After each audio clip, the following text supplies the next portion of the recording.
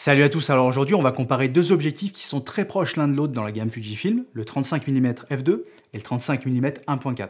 Alors pour la petite histoire, pourquoi j'ai ces deux objectifs avec moi? En fait, le 35 mm f2, c'est le premier objectif que j'ai acheté quand je suis passé chez Fujifilm il y a un petit peu plus d'un an, quand j'avais acheté mon X-T3. En même temps, j'avais acheté mon 35 mm f2 parce que c'est une focale qui est très polyvalente, c'est l'équivalent du 50 mm en plein format, donc on peut quasiment tout faire avec. Et en plus, l'objectif est tropicalisé, donc vraiment au début, je voulais avoir un objectif qui puisse un peu tout faire et pouvoir l'amener de partout. C'est pour ça que j'avais choisi celui-ci.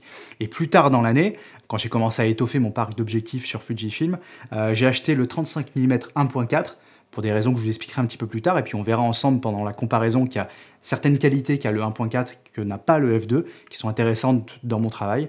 Et du coup, ce 35 mm 1.4, ouais, fin de l'année 2019. Donc ça fait plusieurs mois que j'utilise les deux en parallèle. Et du coup, on va comparer tout ça ensemble. Je vais aussi vous donner mon avis, parce que finalement, ces deux objectifs sont très proches l'un de l'autre en termes de tarifs. Il y a un peu plus de 100 € d'écart entre les deux, donc c'est assez peu finalement.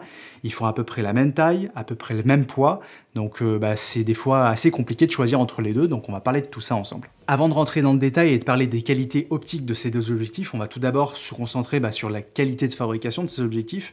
Donc déjà, les deux sont fabriqués en métal, donc c'est vraiment super bien construit, comme très souvent chez Fujifilm, donc là-dessus, rien à dire. En termes de poids, le f2 est un petit peu plus léger, il fait 170 grammes, alors que le 1.4 fait 187 grammes. Bon, honnêtement, c'est négligeable en termes de poids, c'est pas ça qui va faire pencher la balance vers un objectif ou l'autre. Le 35 mm 1.4 est un tout petit peu plus gros, mais c'est assez minime, c'est pas ça qui va faire pencher la balance si vous choisissez entre un objectif ou l'autre. Honnêtement, en termes de poids et de dimension, c'est quasiment pareil, qualité de fabrication, c'est quasiment pareil. En revanche, il y a un détail qui est assez important, c'est que le 35 mm f2, il est tropicalisé, donc ici il y a un petit caoutchouc, ce qui n'est pas le cas du 35 mm 1.4. Donc déjà, si vous hésitez entre ces deux objectifs et que vous voulez avoir un seul objectif que vous voulez amener avec vous en vacances, je vous conseillerais le 35 mm f2 parce qu'il est tropicalisé, donc vous pourrez faire des photos vraiment de toutes les conditions, alors que le 35 mm 1.4, c'est pas le cas. Dès qu'il va pleuvoir, vous hésiterez à sortir votre appareil photo. Si vous avez d'autres objectifs avec vous et des objectifs tropicalisés, la question se pose pas trop, mais si c'est peut-être un objectif unique, je pense que c'est mieux d'avoir le 35 mm f2. Toujours en termes de qualité de fabrication, il faut savoir que le 35 mm 1.4 est livré avec un pare-soleil en métal, alors que le 35 mm f2 est livré avec un pare-soleil en plastique, qui est vraiment de moins bonne qualité. Alors sachant que sur le 35 mm f2, il y a la possibilité d'acheter chez Fujifilm également un pare-soleil en métal qu'on vient mettre à la place du pare-soleil de base en plastique. Ça lui donne un look assez sympa et puis ça protège mieux la lentille frontale. Je sais que moi j'aime beaucoup avoir des pare-soleils en métal pour bien protéger mon objectif. Donc ça, c'est une petite différence entre les deux, sachant que le pare-soleil en métal est vendu dans les 40-50 € par Fujifilm. Donc ça gomme un petit peu la différence de prix qu'on peut avoir entre les deux objectifs. Maintenant, parlons un peu des qualités optiques de ces deux objectifs. Alors, de manière générale, donc là je vous mets des photos de comparaison que vous puissiez voir un petit peu, mais de manière générale, le 1.4 est plus piqué que le f2 de partout. En tout cas, sur les versions que j'ai d'objectifs, comme souvent sur les objectifs, malheureusement, il y a des fois des petits écarts. Il peut y avoir des objectifs qui piquent un petit peu plus les uns que les autres. En tout cas, dans les deux versions que j'ai, je peux voir que le 1.4, dans tous les cas, va piquer toujours plus que le f2, qui a pleine ouverture sur les deux objectifs. Les qualités optiques sont quasiment les mêmes. Par contre, dès qu'on commence à fermer le 35 mm 1.4 et qu'on le met à f2, on a plus de piqué que le f2 à pleine ouverture. Et puis après, cette différence continue d'être la même, sachant que le piqué sur l'extérieur des objectifs commence à être vraiment correct à partir de f3.6, f4. Je sais que c'est pas quelque chose à laquelle j'apporte énormément d'importance. Pour moi, c'est important que ça soit bien piqué au centre et à l'extérieur, je m'en fous un petit peu. Mais si ça peut être important pour vous, sachez que voilà, c'est peut-être pas les objectifs qui ont le plus de piqué sur l'extérieur, c'est 35 mm, mais sachant que le 35 mm f2 va être aussi performant que le 1.4. Il y a juste un petit peu plus d'aberration chromatique sur le f2, j'ai pu remarquer ça. On peut le voir ici sur les photos, sur les extérieurs des photos, il y a un peu plus d'aberration chromatique sur les écritures. J'ai pu également remarquer qu'en vidéo, il y a plus d'aberration chromatique forcément sur le 35 mm f2, c'est le même cas qu'en photo. Il faut faire attention en revanche si vous comptez utiliser en vidéo le 35 mm 1.4, si vous ouvrez au maximum et que vous mettez à 1.4, il y a pas mal d'aberration chromatique. C'est pas aussi facile de s'en séparer qu'en photo.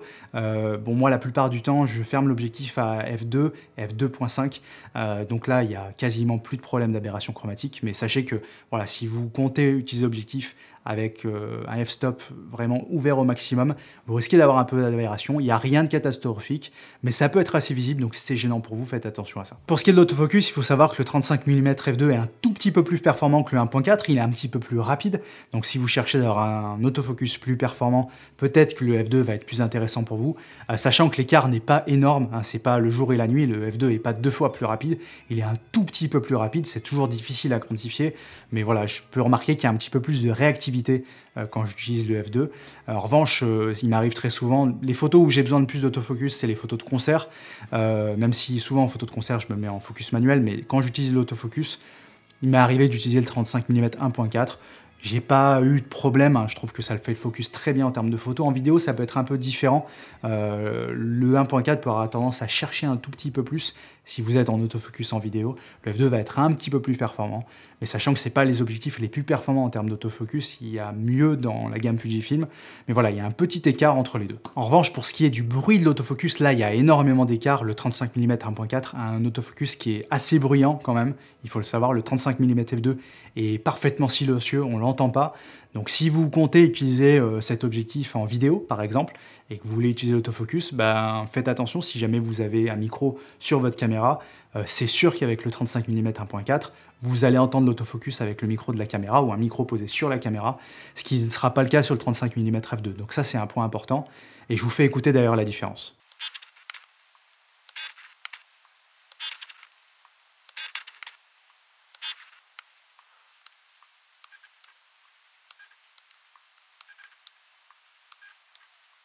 Un autre point qui est important pour certains, c'est le bokeh, donc la qualité du flou d'arrière-plan. Alors personnellement, je trouve qu'il n'y a pas énormément d'écart. Après, c'est une caractéristique sur laquelle j'apporte pas énormément d'importance, mais je vous mets un exemple ici.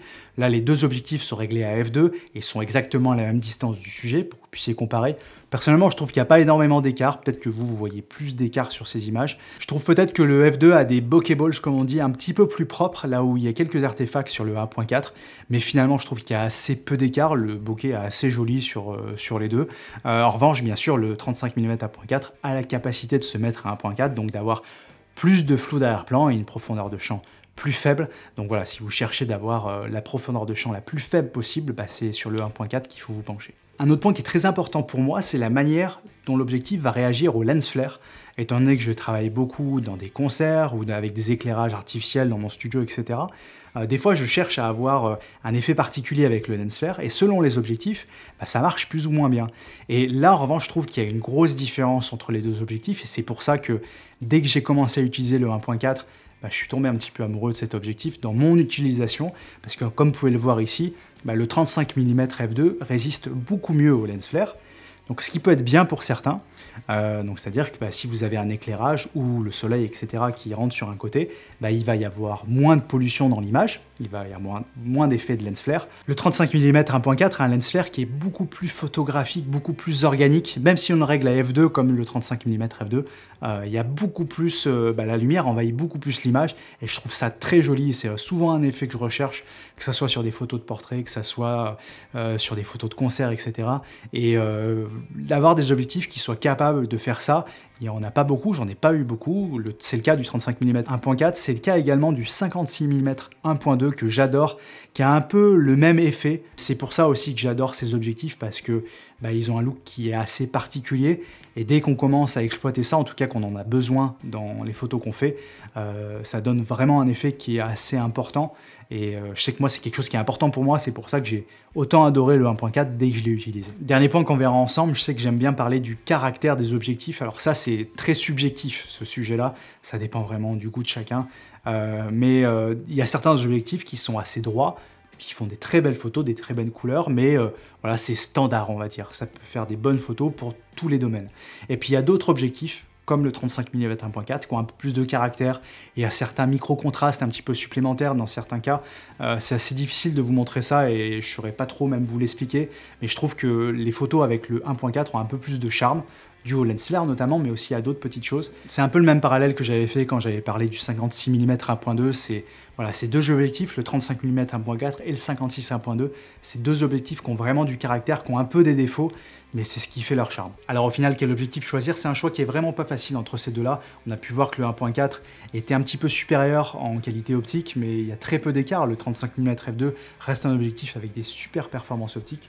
En revanche, le f2 a quelques avantages qui peuvent être importants pour vous. La tropicalisation, l'autofocus qui est un peu plus rapide et qui est parfaitement silencieux, donc c'est peut-être ça qui va faire pencher la balance sur cet objectif. Donc voilà, n'hésitez pas à peut-être essayer ces objectifs en magasin pour voir vraiment les différences et voir si ça vous plaît.